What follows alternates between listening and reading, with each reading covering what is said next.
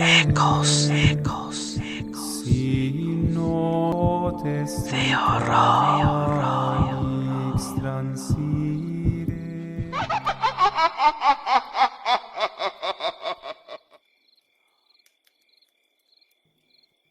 Más de un año había pasado desde que nuestra hija de 2 años fue atropellada por un coche, pero Teresa aún no había superado ese trauma.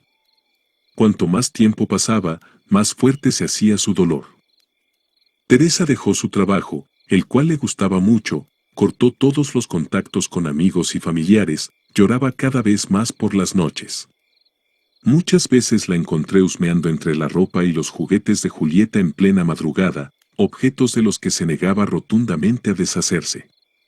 Otras veces, pasaba toda la noche mirando las fotos de nuestra hija en su celular, sin pegar un ojo. Yo también sufría mucho, pero traté de ser fuerte por el bien de Teresa. Al principio pensé que mi esposa solo necesitaba tiempo para recomponerse y superar nuestra pérdida. Pero cada mes la situación empeoraba, sentía que se consumía frente a mis ojos, y yo nada podía hacer. Lo más inquietante llegó, cuando Teresa salió a comprar algo y no regresó. Desapareció por 2 días, y desesperado, la busqué por todas partes hasta que cansado, llamé a la policía. Con la ayuda de otros amigos, logramos encontrarla, estaba en el cementerio. Durante esos días, había pasado todo el tiempo inclinada sobre la tumba de nuestra pequeña. Mi corazón se destrozó cuando la vi, vestida con una blusa delgada, con hambre, con frío, y aún sollozando. Su mirada estaba distante, completamente apagada, y por más que no quisiera admitirlo, no sabía cómo lidiar con eso. Teresa necesitaba ayuda médica, y aunque se negaba a recibirla, con mucho esfuerzo logré que asistiera a las consultas. Después de la terapia, Teresa comenzó a mejorar y su bienestar ya era visible. En una de las últimas sesiones, el psiquiatra nos aconsejó cambiar de casa, para que así ambos pudiéramos distraernos de los dolorosos recuerdos que nuestro hogar nos presentaba. Hicimos caso a esta recomendación y después de un corto tiempo, logré rentar otro apartamento en una colonia más alejada, mientras la inmobiliaria se encargaba de vender el nuestro. En el primer mes de la mudanza, todo parecía estar mejorando. Conocimos a algunos de los vecinos y las cosas parecían estar encaminándose a la normalidad. Mi esposa también decidió volver a trabajar y ya buscaba otros empleos. Pero un día todo cambió drásticamente, pues una noche encontré a Teresa sentada en el piso de la cocina, mirando hacia la pared. Soñé con Julieta, tenía frío y miedo, me pedía que fuera por ella, dijo sin emoción. Entonces ayudé a mi esposa a levantarse y la llevé a la cama, pero al día siguiente la situación se repitió. Ella está ahí, la oigo llorar. Julieta, está ahí. Teresa señalaba la pared, la oigo llorar. Sueño con ella todas las noches y la oigo pidiéndome que vaya por ella. Me voy a volver loca. Teresa, el médico dijo que es normal soñar con ella, que a veces. No entiendes, la oigo. Está llorando y pidiéndome ayuda, gritó. Tuve mucha dificultad para llevarla de vuelta al cuarto, y mientras lo hacía, me sentí totalmente impotente. No quería revivir nuevamente esa pesadilla, el estado mental de Teresa parecía volver a deteriorarse. En la madrugada me despertó de nuevo, para decir que oía a nuestra hija llorar. Yo me esforcé por escuchar algo, pero solo había silencio. Teresa se estaba volviendo loca. Al día siguiente, mientras estaba en el trabajo, algunos de los vecinos me llamaron y dijeron que si no calmaba a mi esposa de inmediato, llamarían a la policía. Lo dejé todo y corrí de vuelta a casa. Al llegar encontré a Teresa en la cocina. En una mano tenía un cuchillo de cocina, mientras que con la otra golpeaba la pared del cuarto. Dios mío, Teresa, ¿qué estás haciendo?, le dije, y luego traté de quitarle las herramientas de la mano con miedo. Ya había hecho algunos daños en la pared, un poco más, y lograría abrir un hueco. Déjame en paz, Julieta está ahí, déjame, gritaba Teresa ahogándose con las lágrimas. No aguanté más y comencé a gritar: Julieta está muerta, ¿entiendes? Ya no puede volver, tenemos que seguir adelante con nuestras vidas. Pero respondió: la oigo llorar, me está llamando. Querida, presta atención a lo que digo, no hay nadie llorando, ninguno de los vecinos tiene niños pequeños, ya se los pregunté, todo está en tu cabeza. Pero Teresa se ponía cada vez más histérica, por más que intentaba, no lograba calmarla. Fue doloroso para mí, pero no se me ocurrió otra salida, y llamé entonces a una ambulancia. Los enfermeros que llegaron también trataron de calmarla hablando con ella, pero fue inútil, y finalmente inyectaron un potente sedante en sus venas, lo que la hizo dormir de inmediato. Me preguntaron entonces si la llevaría al hospital, pero no acepté. Mi esposa no está loca, ella nada más aún no supera la pérdida de nuestra hija, les dije. Después de despedirme de los enfermeros prometiendo que al día siguiente la llevaría con un médico, cargué a Teresa hasta nuestra cama. Mi cuerpo temblaba incontrolablemente y mi cabeza zumbaba con 1.000.000 de pensamientos mientras sentía un vacío horrible. Pero en un instante, mientras me encontraba ahogado en mis propios recuerdos, de pronto, escuché un llanto. Este sonido venía de la pared, era un llanto de bebé, el que parecía tener hambre. ¿Pero acaso yo también me estaba volviendo loco? Fui hasta el revoque semi-destruido y pegué el oído a la pared. Un leve sonido de hipo, luego ese lloriqueo bajo, como un maullido de gatito. O realmente me estaba volviendo loco, o alguno de nuestros vecinos nos había mentido sobre no tener niños. Para estar seguro, necesitaba verificarlo. Entonces caminé hasta el cuarto, y vi que Teresa seguía dormida. Luego salí del apartamento y fui hasta la puerta del siguiente inmueble, el que pertenecía a unos vecinos que aún no conocíamos. Como sin querer, acerqué mi mano y toqué el timbre, aunque extrañamente nadie atendió. Yo insistí y luego toqué la puerta, pero quien abrió fue una señora del apartamento de enfrente. No vale la pena tocar el timbre, no funciona, y tocar la puerta tampoco, nunca atienden. Me dijo la señora que había abierto. Por favor, doña, dígame una cosa, ¿esos vecinos nuestros tienen hijos? Por Dios, no, eso sería una catástrofe, respondió ella medio enojada. No estaba entendiendo. ¿Cómo así? ¿Cuál es el problema? Son un par de vagos drogadictos, solo saben causar problemas y ensuciar el pasillo.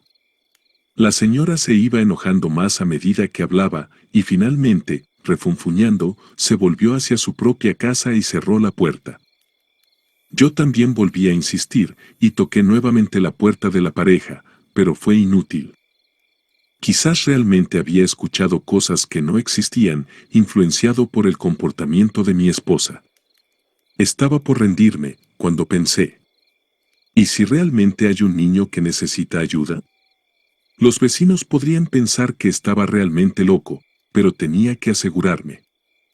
Después de pensar un poco más, decidí llamar a la policía, y cuando la pareja de policías llegó, les expliqué parte de la situación.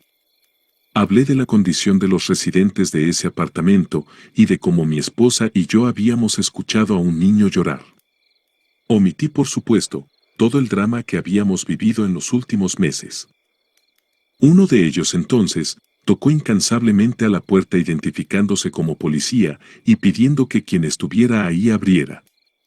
Al no obtener respuesta, decidieron tumbar la puerta y enseguida un fuerte olor a orina y a comida podrida invadió mi nariz.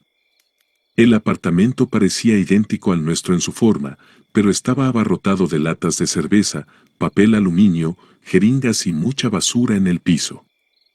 En la cocina, encontraron a un hombre desmayado. En el baño, en medio de coágulos de algo que me pareció sangre, el cuerpo de una mujer. Pero no había ningún niño en ninguna parte. Entonces fijé mi mirada en un gran armario de madera que estaba recargado en la pared, mentalmente calculé su posición y me di cuenta de que esa pared era la división con nuestro apartamento. De inmediato, sentí algo en el pecho, algo inexplicable que me hizo avanzar y abrir la puerta de ese armario. Escuché a los policías llamándome por mi nombre, pero los ignoré. Dentro del armario solo había una caja de zapatos, era una caja vieja con manchas de algo que parecía ser sangre y con una delgada tela igual de vieja cubriéndola. Estaba a punto de acudir al llamado de los policías que insistían pidiéndome salir, pero de pronto escuché nuevamente ese débil llanto que al parecer estaba muy cerca de mí.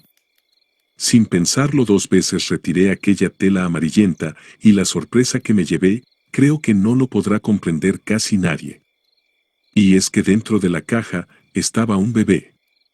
Sucio, sin pañal y sin ninguna ropa que lo cubriera. Sentí como mi corazón se partió al ver que aquel pequeño angelito tenía sus ojitos cerrados y una palidez que daba la impresión de estar muerto. Entonces di un grito desesperado, informando a los agentes que había encontrado a un niño. Cuando ellos entraron se sorprendieron tanto como yo, y poniendo en práctica el lema de servir y proteger, cargaron al niño y en la patrulla lo llevaron al hospital. Días después y luego de varias averiguaciones, se descubrió que la mujer muerta en el baño era la madre del bebé. Había dado a luz hacía pocos días, en ese mismo apartamento sucio, y al parecer, lo había hecho bajo los efectos de las drogas. El hombre desmayado también fue socorrido y arrestado, y después de pasar los efectos de las drogas y el alcohol, declaró que apenas conocía a la mujer. Dijo que la había conocido hace unos meses, cuando ella ya estaba embarazada, y que se había quedado a vivir con él, solo para compartir los estupefacientes que conseguían. En sus palabras, solamente estaba con él para viajar juntos. Y luego de las investigaciones, las autoridades no encontraron pruebas de que realmente tuvieran algún otro vínculo. Personalmente, no he podido encontrar explicación de cómo Teresa logró escuchar a ese recién nacido, incluso a través de una gruesa pared de ladrillos, pues el bebé apenas tenía fuerzas para llorar. Al pasar los días y conmocionados por toda esta situación, mi esposa y yo estuvimos muy pendientes al desarrollo del caso. Cuando la justicia declaró no encontrar a ningún pariente de la mujer, nosotros nos ofrecimos a adoptarla, sin siquiera haberlo conversado antes. Y después de los trámites legales, obtuvimos la custodia de la niña. Cuando Karin, como la nombramos, vino a vivir con nosotros, Teresa volvió a ser como antes, alegre y cariñosa con nuestra nueva hija, dando ese amor de madre que tenía guardado dolorosamente en su pecho.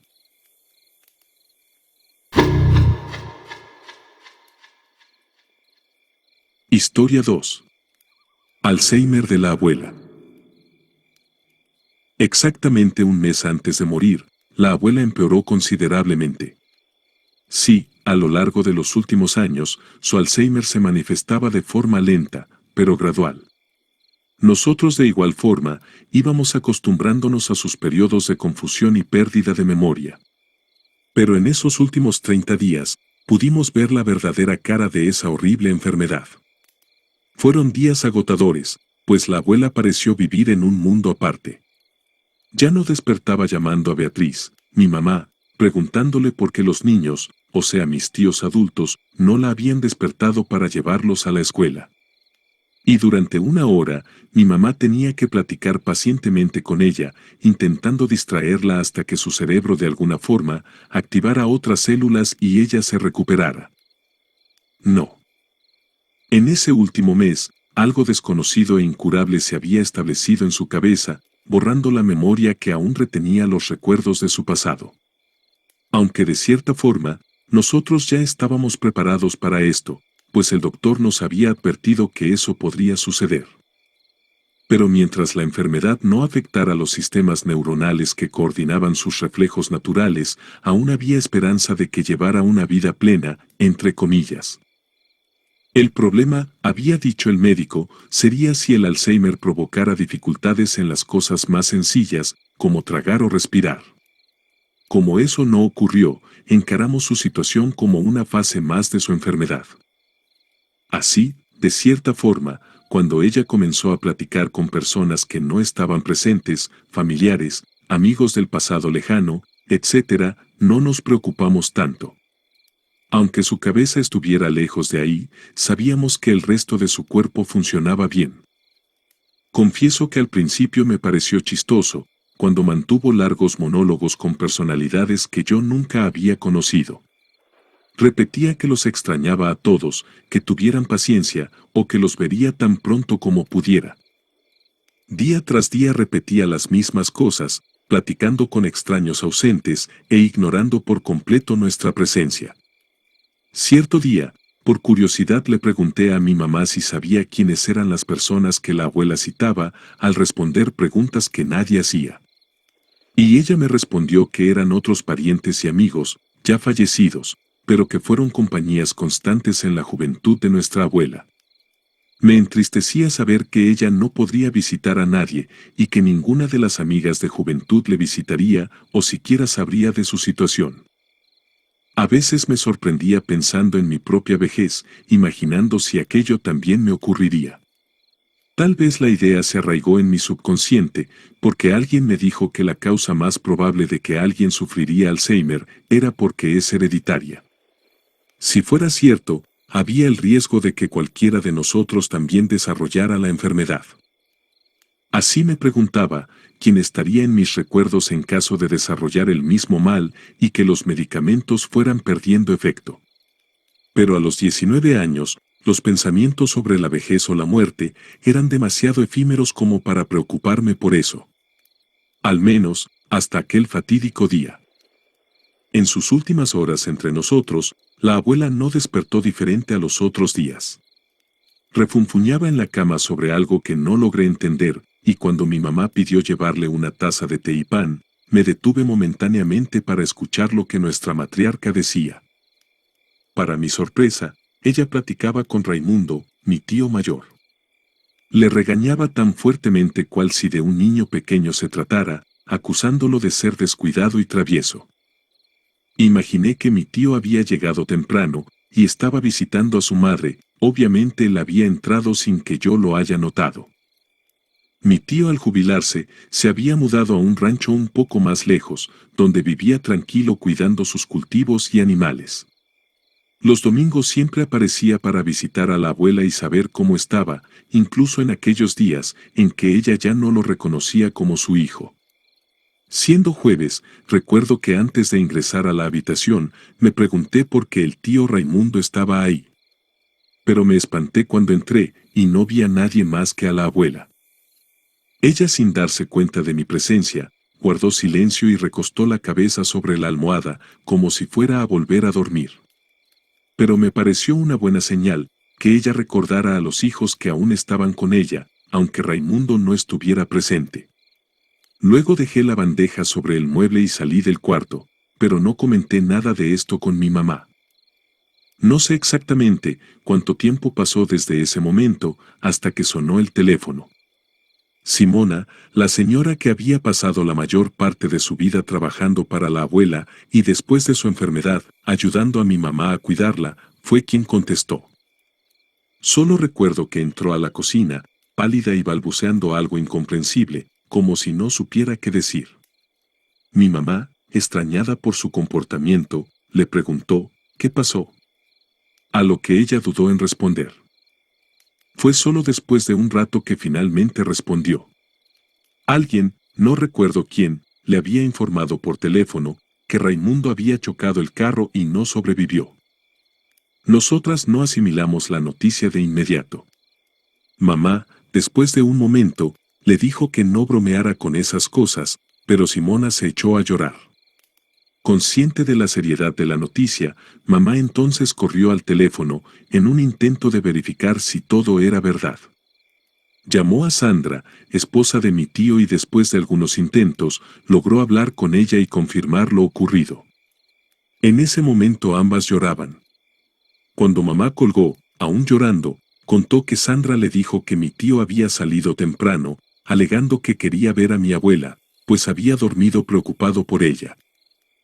Conociendo las condiciones de su suegra, Sandra no intentó disuadirlo. Pero en el futuro, esto le haría sufrir una tremenda culpa. Aunque ese día, no tenía cómo saber lo que pasaría. Por algún motivo que desconocemos, el tío Raimundo perdió el control del carro y chocó contra un poste, y eso fue todo. Me pareció una manera tan común, pero también tan banal de perder la vida. No sabía cómo sentirme, mi cerebro había absorbido la información, aunque mis sentimientos aún no se ajustaban a la pérdida. Pero extrañamente, la mayor preocupación de mi mamá en ese momento fue cómo contarle a mi abuela sobre lo ocurrido. Incluso en su situación, tal vez ella comprendería la información y eso empeoraría todo. Hasta entonces me había mantenido callada, pero en ese momento le dije que no hiciera nada por ahora. Que esperara a que la familia se reuniera más tarde y tomáramos esa decisión en conjunto.